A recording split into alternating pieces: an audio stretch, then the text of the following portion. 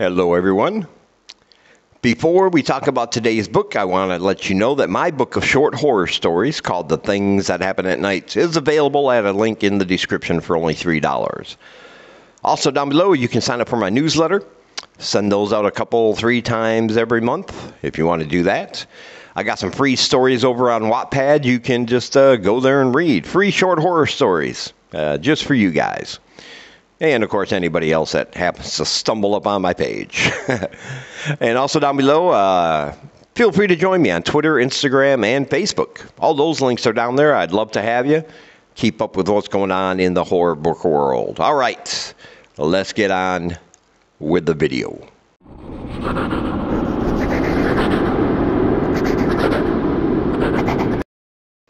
All right.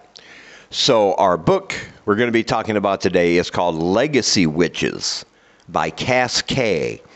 I'm not a big fan of witches. I'm not. I didn't know what to expect going into this book. Witches are kind of one of those things that are maybe a bit overdone. It's hard sometimes to make them scary again. But I can assure you that Cass Kay has done absolutely terrific job in taking this subgenre of horror and making it her own, giving us a story that's creepy, that's effectively scary, while at the same time giving us some darkly humorous moments along the way. And I love when an author can take a trope that we think has been overdone and do something like that and make it something new and something fresh and something that I really, really enjoy reading. And I love this book, even though it's not generally my thing, but that's how good it was. Because these witches are less of the worshiping Mother Gaia kind and more of the murdery, stabby, let's hex everybody to death kind of witches, the covens that we're going to be talking about. And yes, it is a book about witches in Salem.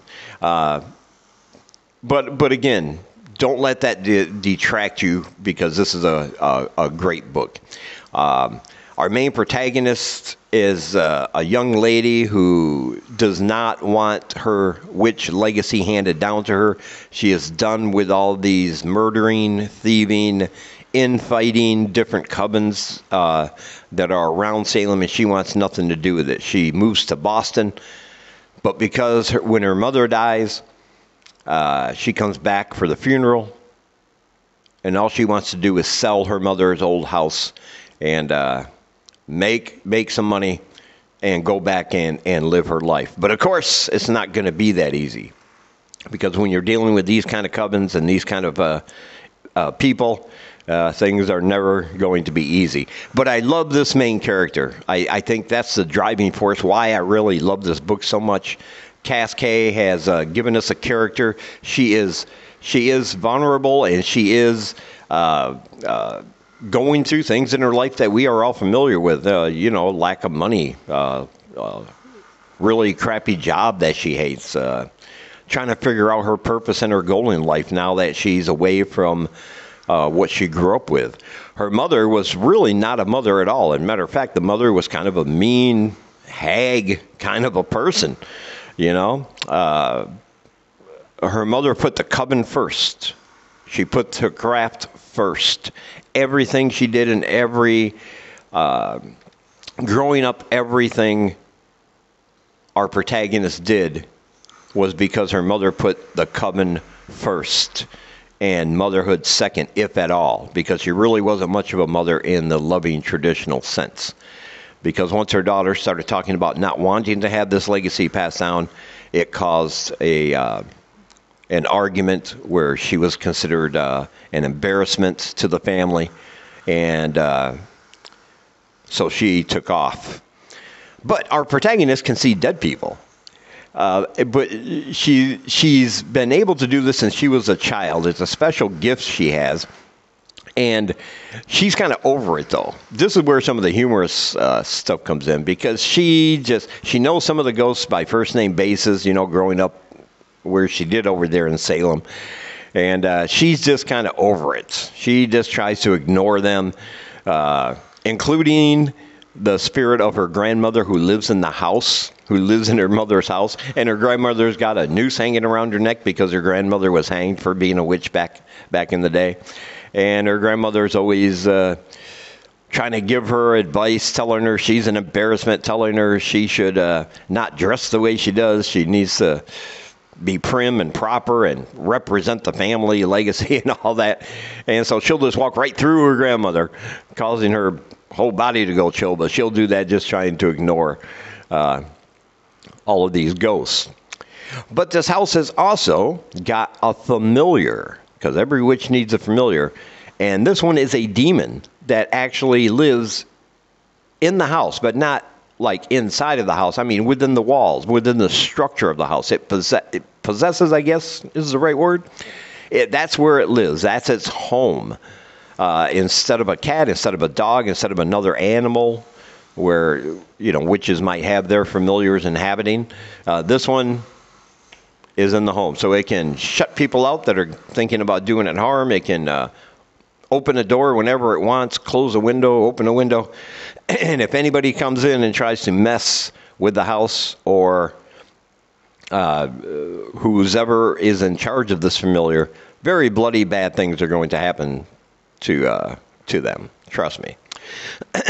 So she has to deal with all that because there's a feeling out between her and this familiar at first. It's not very happy with the change in the situation. But they kind of form a bond over the course of the book, and that's another unique thing about that is that you think it's a demon, so this would be the bad guy, but really he's kind of a nice demon, I guess you can say. At least two people in that bloodline, because it's their familiar.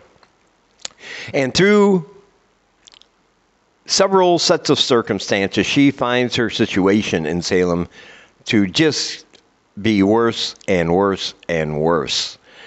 We meet some characters along the way. Some are nice. Some are very supportive of her. Others would rather have her dead. And it comes to the point where she is in a fight for her life and the life of her friends with all the other covens in Salem due to certain things that happen. And I don't want to give too much away, but it's a very exciting, and that's where some of the more creepy stuff comes up, because these covens are murderous and they want to see her dead and out of the way. It's a power grab, basically, is what it is. And she doesn't want this legacy, but she might be forced to accept that this is her lot in life because she finds herself in life or death situation. And then decisions are going to have to be made. I also want to say that this is a series of books. I know there's at least a second book coming out.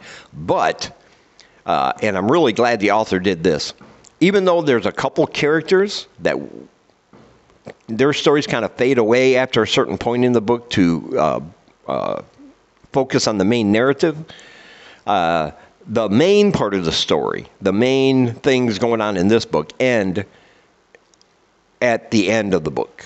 So there's no big cliffhanger, so it can be read as a standalone book. You might have questions about, well, what happened to these guys? But that's okay, because there will be another book, and I'm sure that they will be back, both good and bad people. But you can read this as a standalone, and it would be just fine. And let me say something about the pacing here. This is a very fast-paced, well-told book.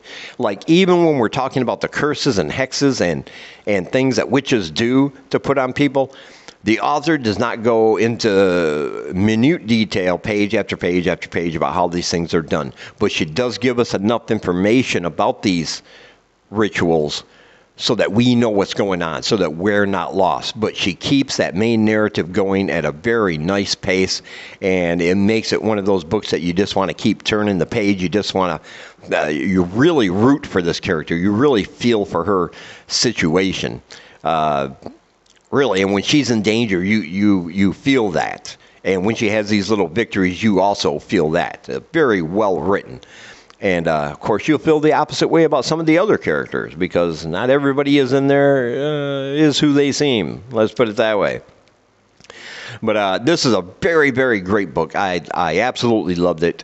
It's not really bloody or gory that much, but it's a well executed, well told story with characters you care about, and taking, like I said, this trope about witchcraft, and Cass has made it her own, and she's created this whole world from this mythology of witches, and it's just fantastic. I absolutely recommend this book. I think you should buy it. And there is a link down below if you want to do that on Amazon. Legacy Witches. Do yourself a favor. Get it for the spooky season. We need some more witches for that, right? And also down below, as I said, you can purchase my book. You can sign up for my newsletter. Join me on my social media and read my free stories over there on the Wattpad. And as always, thank you for taking some of your time, spending it here with me. I really appreciate you guys watching.